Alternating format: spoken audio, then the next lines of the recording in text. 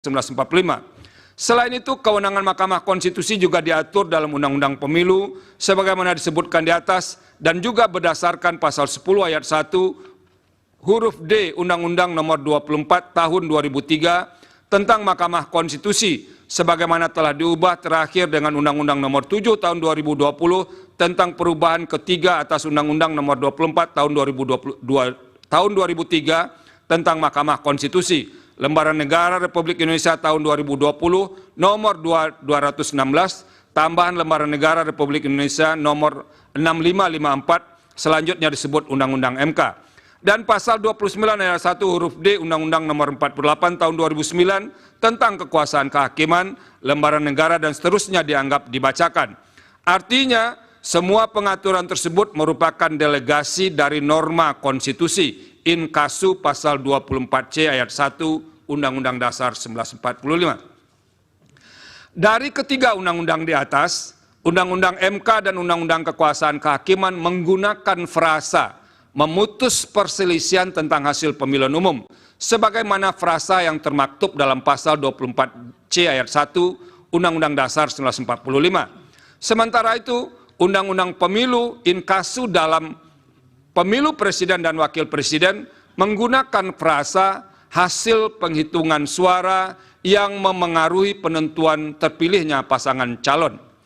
Terlepas dari adanya perbedaan tersebut, menurut Mahkamah, kewenangan untuk menyelesaikan perselisihan hasil pemilu presiden dan wakil presiden tidak dapat dilepaskan dari kewajiban konstitusional Mahkamah Konstitusi sebagai peradilan konstitusi yang harus memastikan penyelenggaraan pemilu tidak melanggar azas-azas pemilu yang bersifat langsung, umum, bebas, rahasia, jujur, adil, dan berkala sebagaimana ditentukan dalam pasal 22E ayat 1 Undang-Undang Dasar 1945. Artinya, secara konstitusional, Undang-Undang Dasar 1945 mengandung semangat yang menghendaki penyelenggaraan pemilu yang berkeadilan, demokratis, dan berintegritas.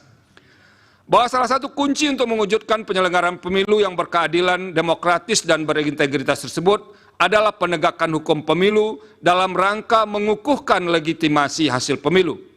Untuk itu, apabila diletakkan dalam konteks kewenangan Mahkamah Konstitusi sebagaimana diatur dalam pasal 24C ayat 1 Undang-Undang Dasar 1945, frasa memutus perselisihan tentang hasil pemilihan umum dimaksud harus dimaknai sebagai upaya mewujudkan pemilu yang berkeadilan, demokratis, dan berintegritas.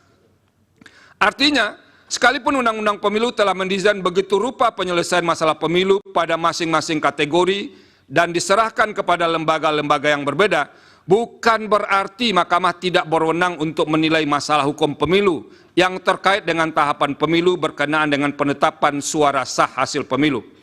Salah satu dasar untuk membuka kemungkinan tersebut adalah penyelesaian yang dilakukan lembaga-lembaga sebagaimana diuraikan di atas masih mungkin menyisakan ketidaktuntasan, terutama masalah yang potensial mengancam terwujudnya pemilu yang berkeadilan, demokratis, dan berintegritas.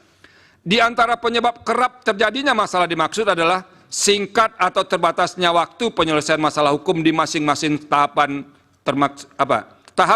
termasuk terbatasnya wewenang lembaga yang diberi kewenangan untuk menyelesaikan masalah-masalah hukum pemilu.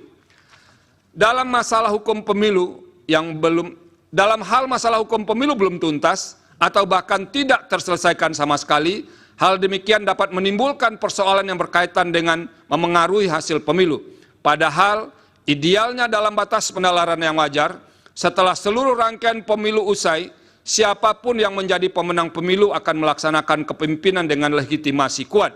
Hal tersebut tidak dapat dilepaskan dari eksistensi pemilu, baik secara teoritis, konseptual, dan praktis, bahwa pemilu merupakan sarana untuk melakukan transisi kekuasaan dalam sebuah negara. Oleh karena itu, manakala terdapat indikasi bahwa pemenuhan azas dan prinsip-prinsip pemilu tidak terjadi pada tahapan pemilu sebelum penetapan hasil, apapun alasannya, hal tersebut